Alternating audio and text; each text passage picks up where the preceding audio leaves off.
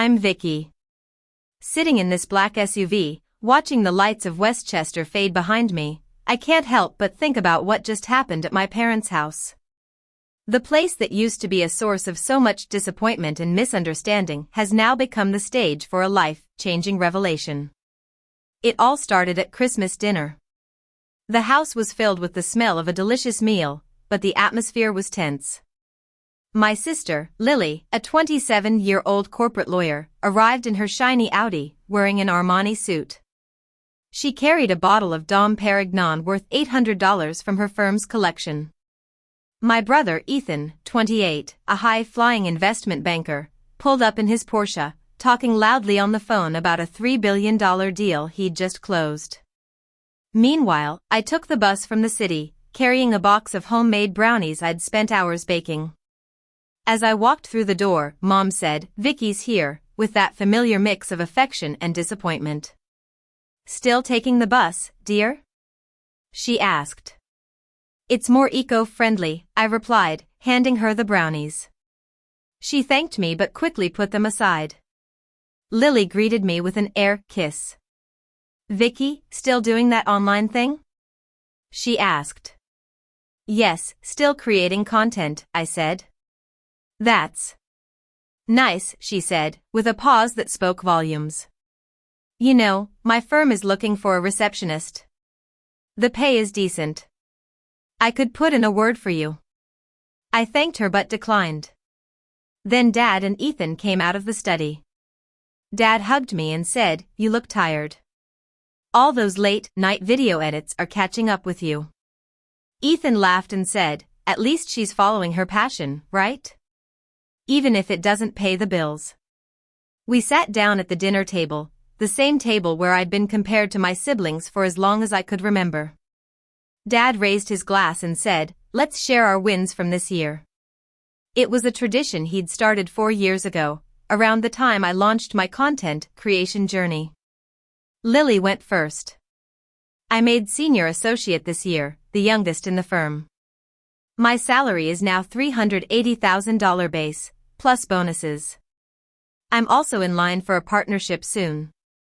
Dad beamed with pride, and Mom's eyes welled up. Ethan followed.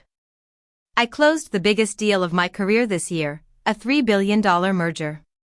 My bonus was $250,000, and I'm up for a promotion to director next month." More cheers and proud looks. Then it was my turn.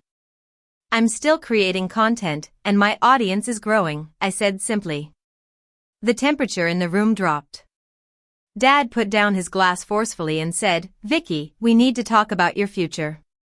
You're almost 30. Those online videos won't pay the bills. When are you going to get a real job?" Mom nodded vigorously. "Your father's right. Look at Lily and Ethan. They have stable careers, retirement plans, and health insurance. What do you have?" "Just a laptop and some software." Lily leaned forward. "Vicky, I'm saying this because I love you. Content creation isn't a real career. The trends change, and then what? You'll be left with nothing."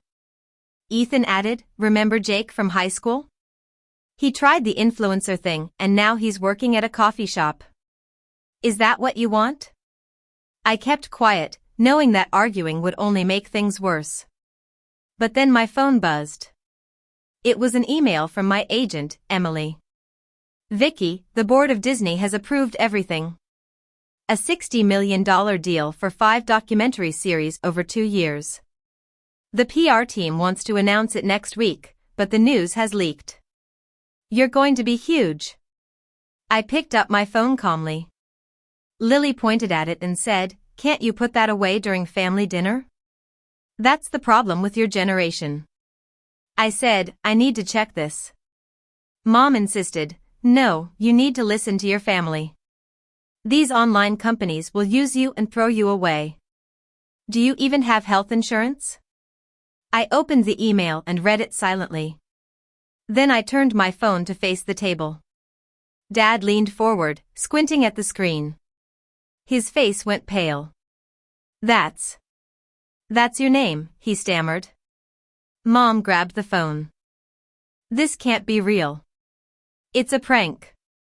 Lily took the phone and verified the source. It's from a reliable industry source. This is real. Ethan pulled out his phone and started searching. Holy cow, it's everywhere. All the major entertainment news sites are reporting it. He looked at me in shock. You signed a $60 million deal with Disney? I took a sip of water and said calmly, the deal closed yesterday. They wanted to announce it later, but the news got out early. The table fell silent. Mom's mouth opened and closed like a fish. But you just make online videos. How? I explained, Mom, I don't just make online videos. I run a media company.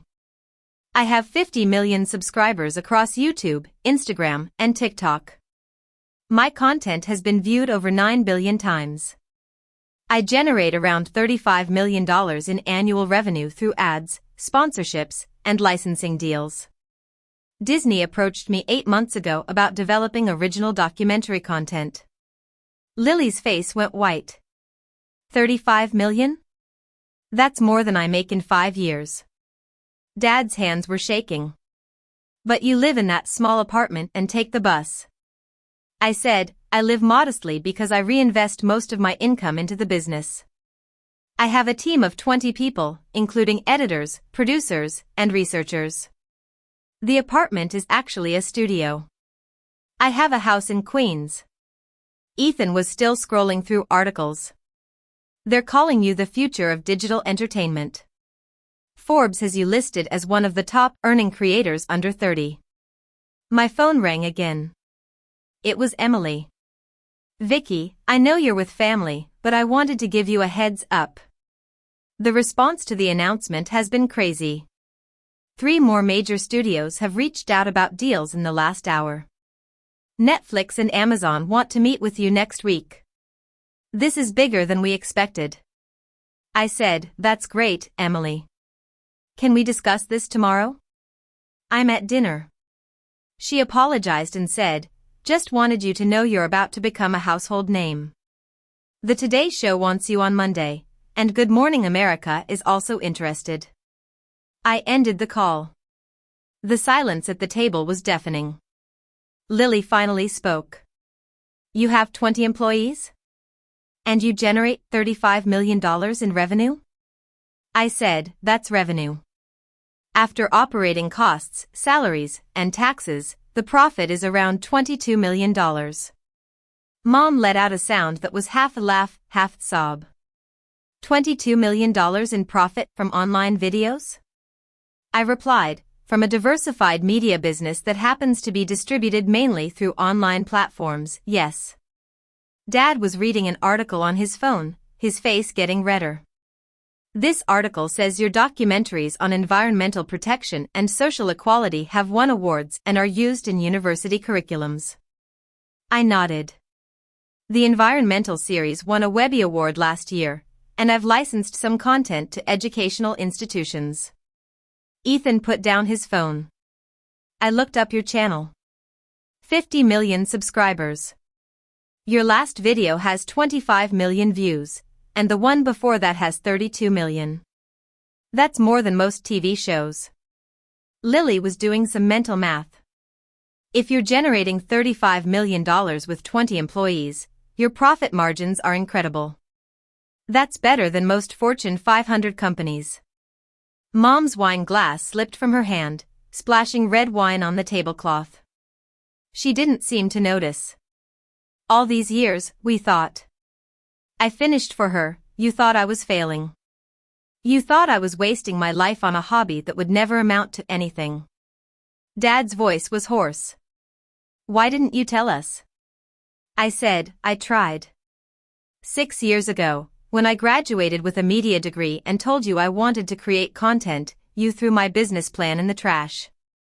When I got my first 1 million subscribers and invited you to my studio, you said you were too busy. When I won my first award and called to tell you, you asked when I was going to get a real job. Eventually, I stopped trying because I knew nothing I said would change your minds. Lily's phone buzzed. She looked at it and went even paler. Oh my God. My firm's senior partners are texting me. They saw the news. They want to know if you're the Vicky they've heard about and want an introduction. I asked, for what? She said, we handle entertainment law, contracts, and intellectual property. A client like you. She stopped herself. I'm sorry. That sounded opportunistic. Ethan was reading more articles. They're estimating your net worth at $70 million before this Disney deal. Most of it is tied up in the business and real estate, but you have around $18 million in liquid assets. Dad's voice cracked. You have more money in the bank than I'll make in my entire career, and you let us lecture you about getting a real job? I said, you weren't interested in hearing about my job. You were only interested in fixing what you thought was my failure. Mom stood up abruptly. I need a minute. She walked into the kitchen, and I could hear her crying. Lily cleared her throat. The receptionist position I offered you would have been a $350,000 pay cut from what you earn. She winced. I feel like an idiot. I said, you feel like someone who made assumptions based on incomplete information. You all did. Dad was staring at his plate. I told my golf buddies that you were still finding yourself. I made excuses for you at every family gathering. I pitied you. I said, I know. He asked, you knew and you let me? Why? I thought for a moment and said, because I learned something important over the last 6 years. External validation doesn't matter if you have internal certainty. I knew what I was building and its value. Your approval, while it would have been nice, wasn't necessary for my success. Ethan laughed bitterly. She just gave us a master class in self-confidence while destroying our egos. My phone buzzed again. Another call from a major publication. I declined it. I said, the thing is, I don't need you to understand what I do now any more than I needed it 6 years ago. The Disney deal doesn't validate my work. It's just a recognition of the value that was always there. The 50 million subscribers don't make my content more legitimate. They just make it more visible. Lily's phone continued to buzz. My managing partner wants to take you to dinner. The head of our entertainment division wants to discuss representation. I said, I have representation. WME signed me 3 years ago. Ethan looked like he was about to faint. WME? They represent A-list celebrities. Mom came back to the table, her eyes red. She sat down and looked at me like she was seeing me for the first time. You made those brownies yourself. You brought them on the bus because you thought we'd enjoy them. Even after everything we said, you still brought them. I said, I like baking. It's relaxing. She said, you're a multimillionaire, and you brought homemade brownies to Christmas dinner. I nodded. She started crying again, but this time it was different. I'm a terrible mother. I said, you're a mother who loves her children and wants the best for them. You just had a blind spot about what best could look like for me. Dad's phone rang. He answered it. Hello. Who's this? Entertainment Tonight? No, I don't have a comment. My daughter's career is her own. No, we're not available for interviews. Thank you.